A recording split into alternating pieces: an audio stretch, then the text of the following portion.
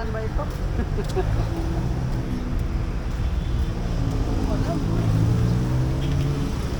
Nasaan ako?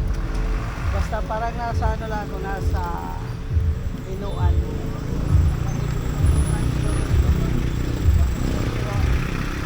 So na ano ko na babother kasi ako kasi kailangan ko nang mag-move ng place para makapagbigay ng kaalaman sa, ano, sa gospel.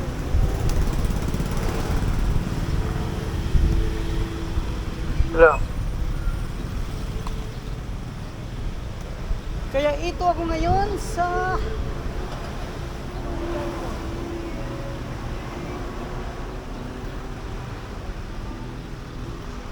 Tayod Diluan. Oo, Tayod Diluan.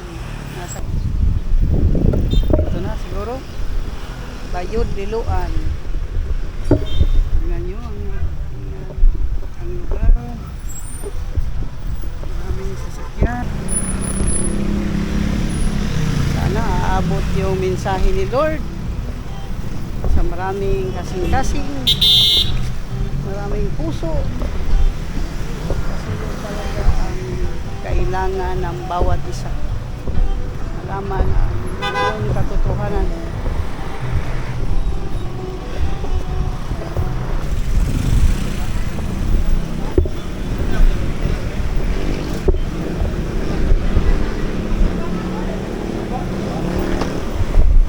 Okay lang, magsaba-saba tayo kaniyot.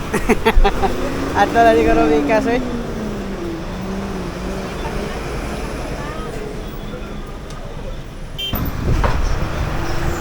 Maraming tao. Siguro. Kailangan maraming tao.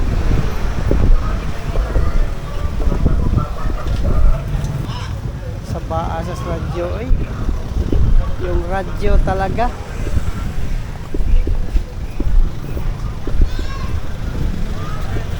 Motor ka to, klaro to. Motor no. Nay motor no. Tayod Diluan. Nay motor kay wa. But ang daming alakwat ban.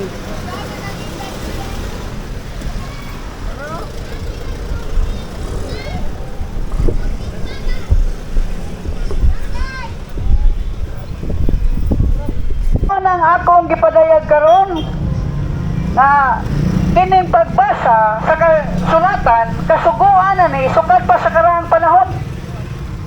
Kasuguan na sukad pa sa karaang panahon nga ipabasa gyud ang kasulatan. Asa na to mabasahan? Diya sa sulat ni Isaiah 34:16. Nagingon ang kasulatan, susihan ninyo gikan sa basahon sa Ginoo. Pag basaha sa ito pa ipasusi, ipabasa.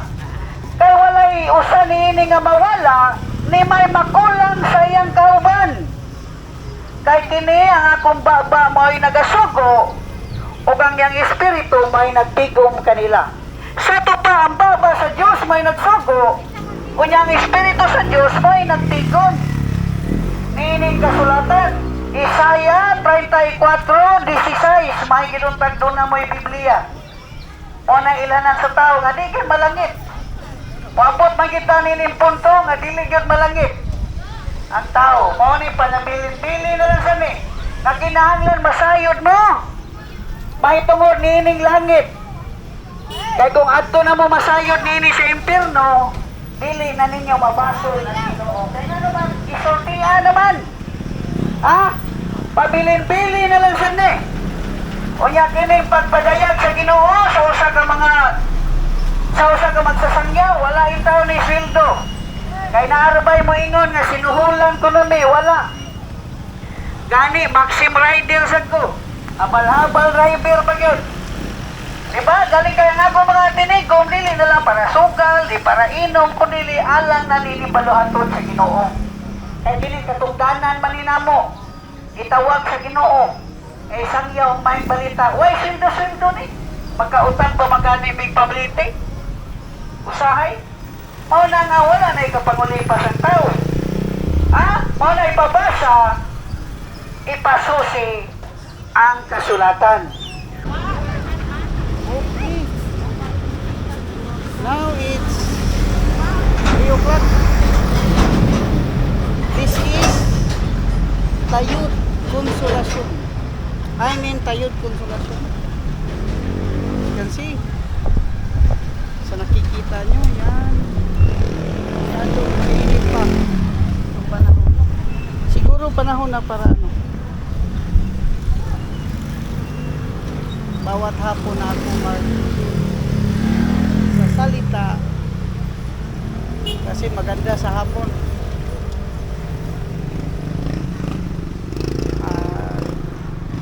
Maraming tao ngayon, parang wala masyado.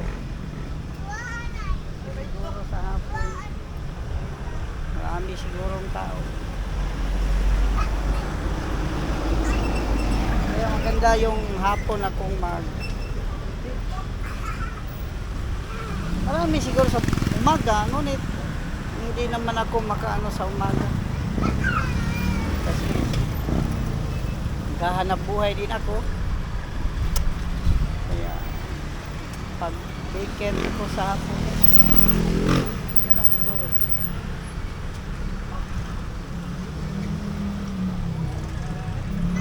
Paano na sa salita tungkol sa buhay na walang hanggan.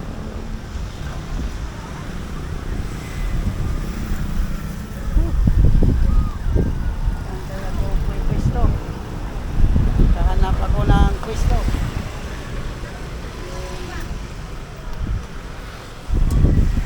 May makarinig din